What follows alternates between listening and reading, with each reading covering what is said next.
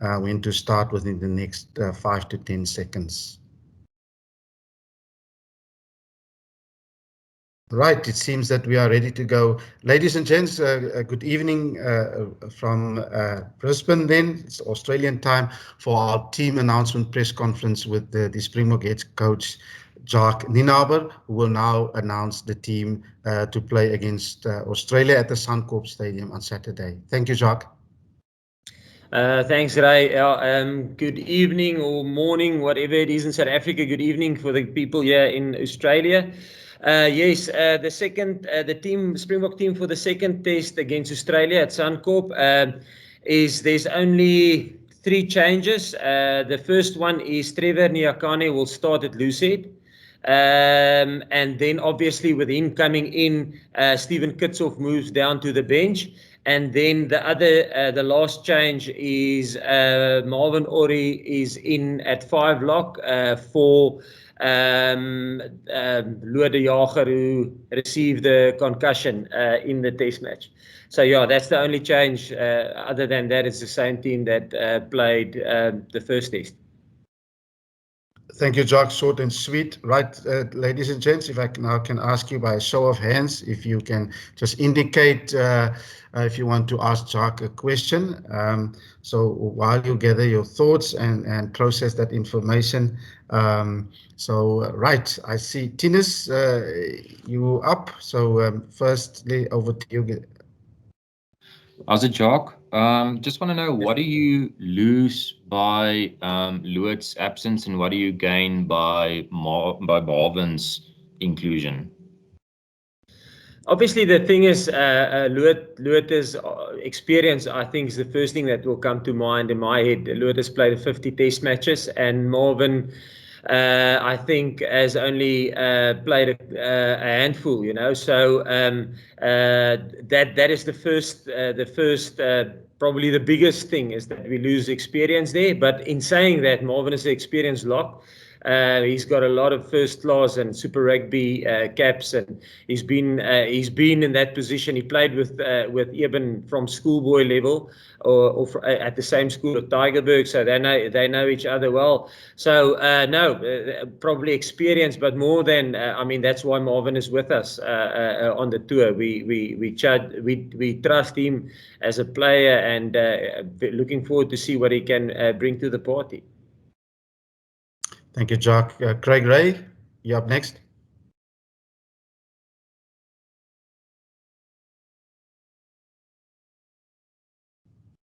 Hi, Craig, can you hear me? Okay, we move on. Sorry, can you hear me now? Yes, I can. You can go ahead. Thank you. Sorry, Jacques. Hi. Last week you said the team was a little bit flat after was one of the reasons that they didn't perform as well as you thought. Have you put your finger on why that was, and what have you done this week to ensure that doesn't happen again?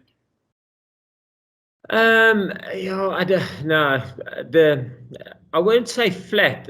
Did I say that after the press conference?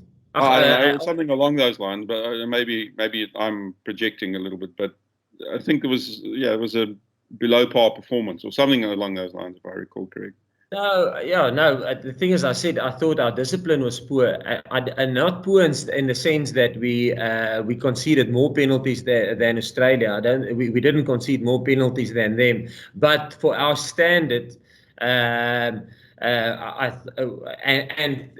The fact that we have only conceded 1 try, I mean, obviously to beat, and we scored 3. So obviously they had kick at goal, 21 points, which is 6 penalties, and I think 4 of them was offsides penalties. So that I think it's the most offside penalties we conceded in the test matches that I've been involved. So yeah, that's what I mean by ill discipline. An offside penalty is such a especially if you only concede 1 try. I mean, I understand if you go offsides because they put you under pressure, but not that we weren't under pressure. In some stages we were under pressure, but I felt there was some offsides penalties that we conceded that it wasn't called for. We were in control. We were still in our system. So I would say that was poor for me.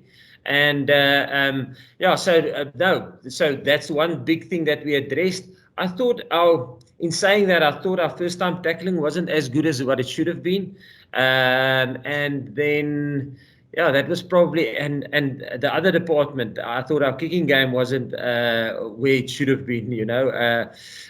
We conceded 6 points just purely on exits out of our half, which we had the ball, which we conceded penalties from that, which is not like us. So that for me was below par as our own performance. I didn't know the detail.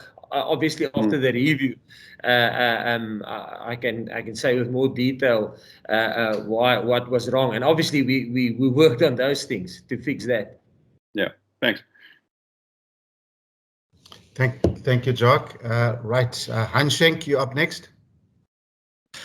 Goeienaand, Jock.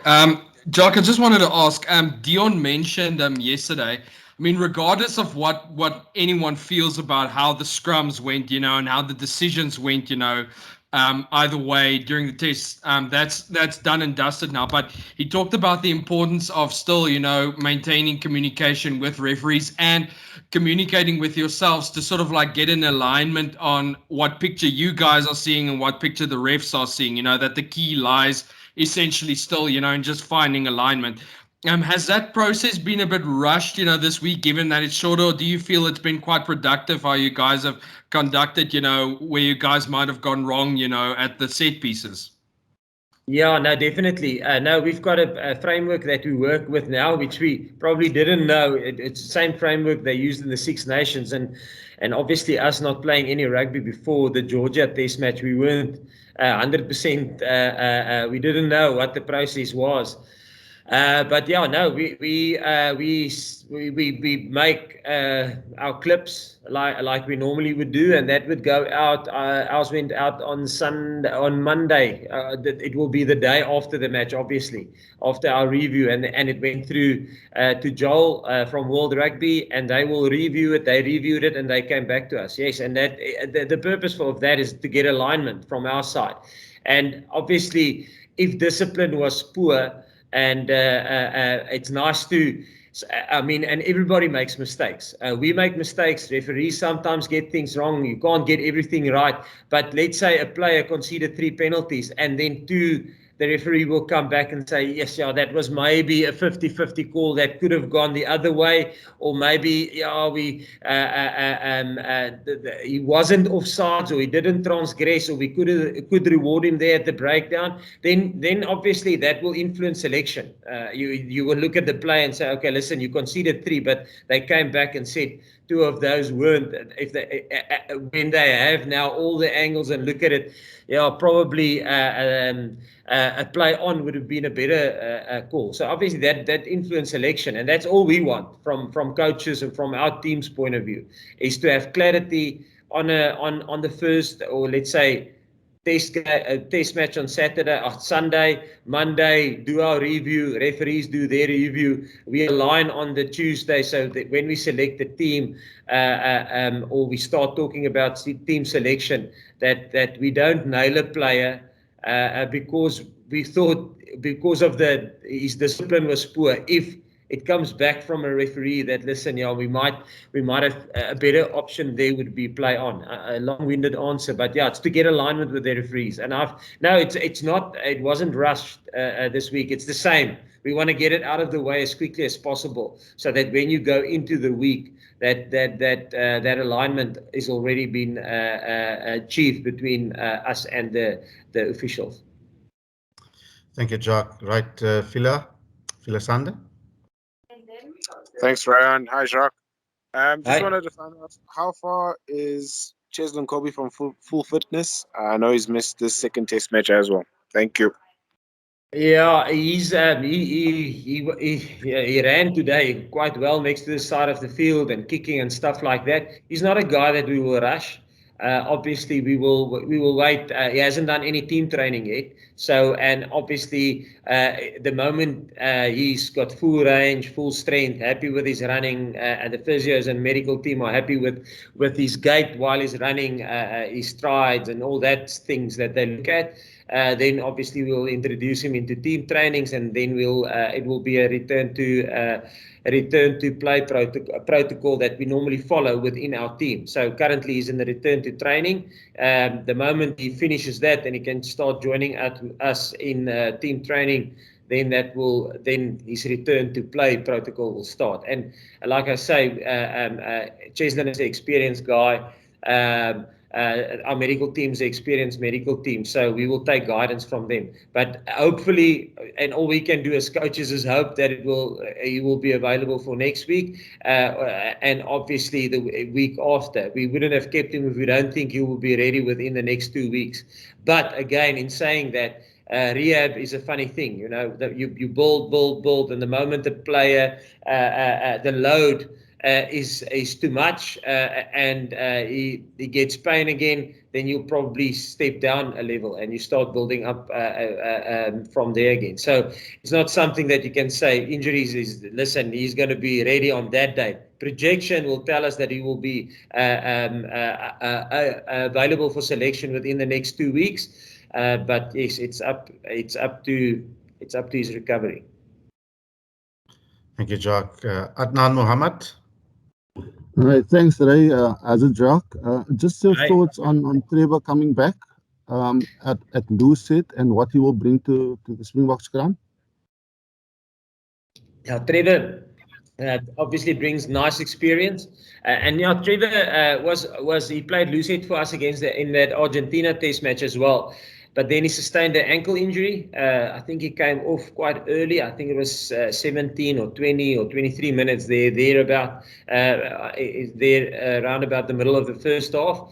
And obviously that was something that kept him out for a bit. But he's at full training, full fitness, so we can throw him back into the mix. And yeah, I think we all know how Trevor played for us, Lucid, in the British and Irish Lions as well. So it's nice to have somebody of Trevor back in the mix. He's getting close to his 50th Test match for South Africa, so I think that's something that he would be looking forward to.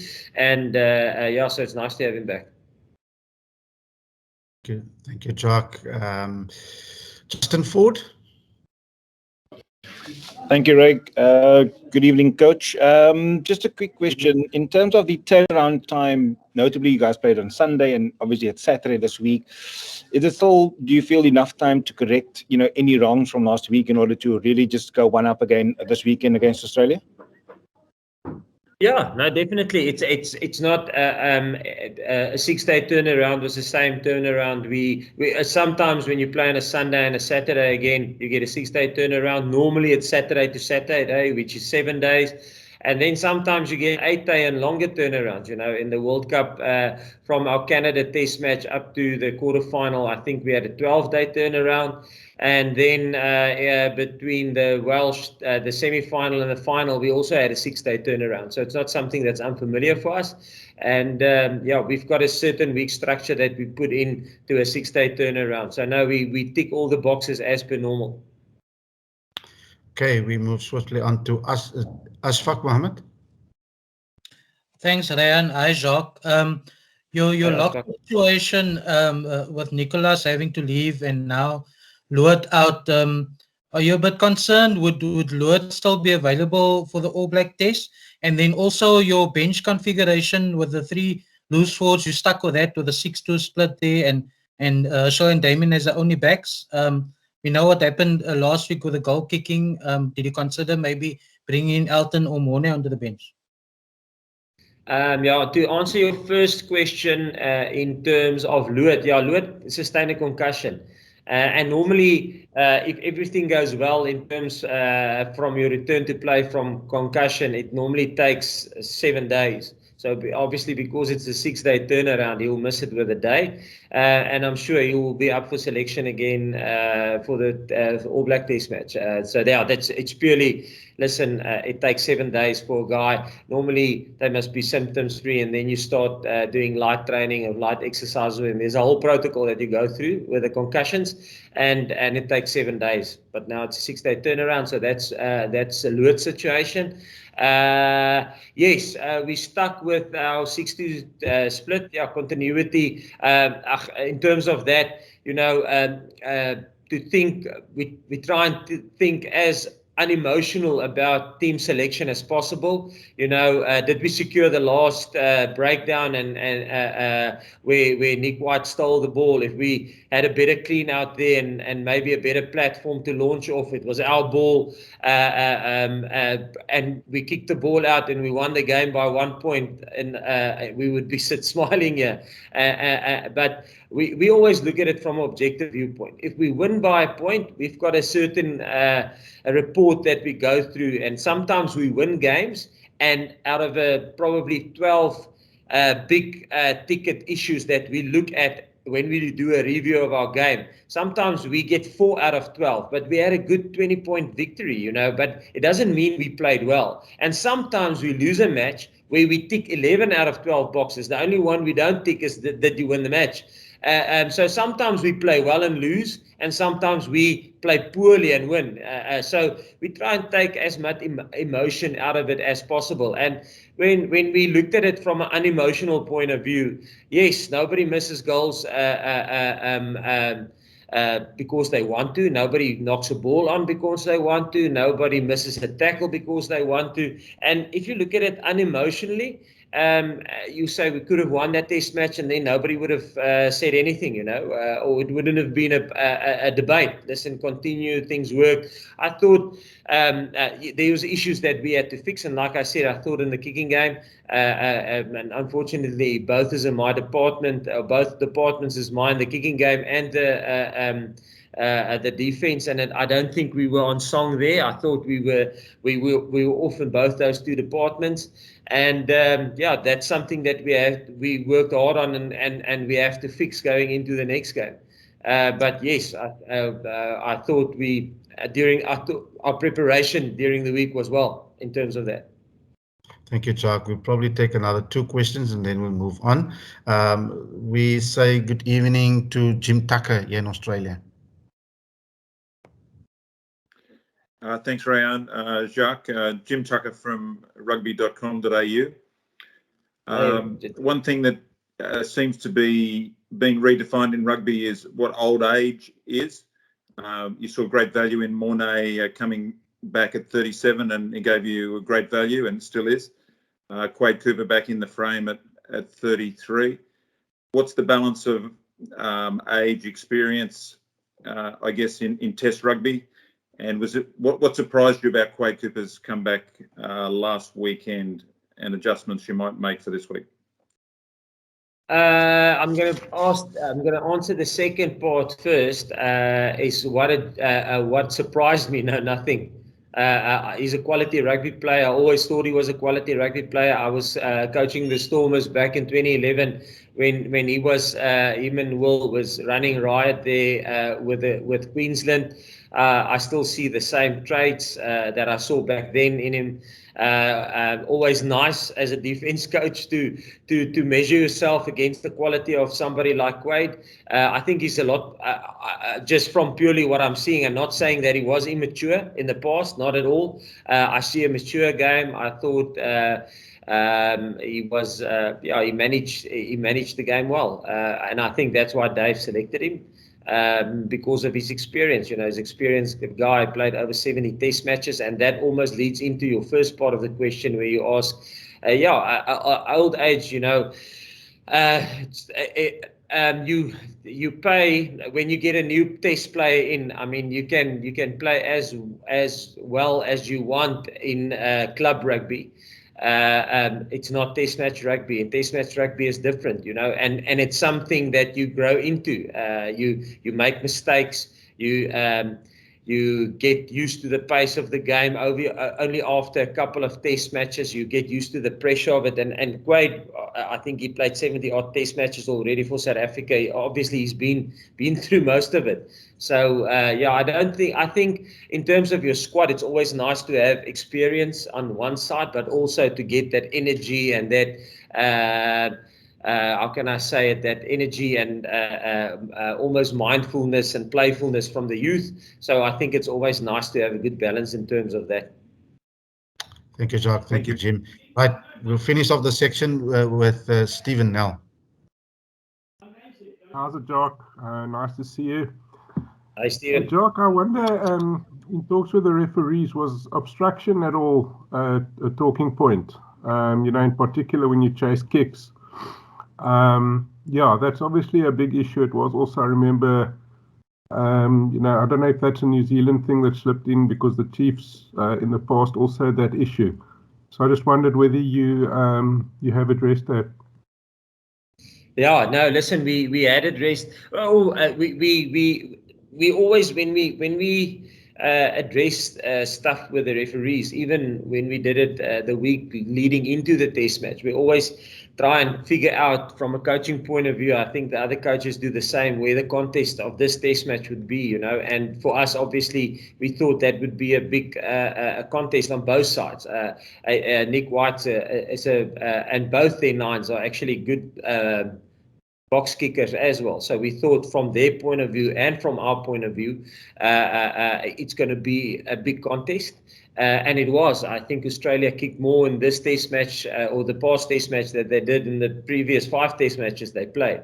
So we thought that might be a tactic that they can, or obviously they have the skill set, even with Quade there, to go to that, so we thought it might be a big contest, and it's something that we addressed and just wanted to get alignment in terms of how they see it, how they referee that contest, because yes, as everybody, not all referees are the same in terms of how they interpret the contest and what they would like to see in that contest. And yes, and it's something that we just aligned again after the test match. And yeah, I must say the feedback and the work from them has been good, from Joel's side and from the referee side. I think there's good alignment. We will have another opportunity during the week to talk with them. I think we'll probably, hopefully on Thursday or Friday, we'll have a meeting with the referees again, and just to get clarity with our captain and our vice captain, talking to them and almost get a relationship going, so that when they meet each other on the pitch, it's not the first time that they will have a chat about certain things. So yeah, no, we definitely address that, and a couple of other things as well. Sure, as it would have, it's not unnatural for us. It will, the same thing will happen from the other side. Thank you, Jacques, and apologies for the other people not getting to you, but we have to move on. They will get an opportunity to speak to 3 players. Jacques, I will now relieve you of the top table. Thank you very much, and we will pause for a few seconds, and then we'll get the second part of this team announcement underway.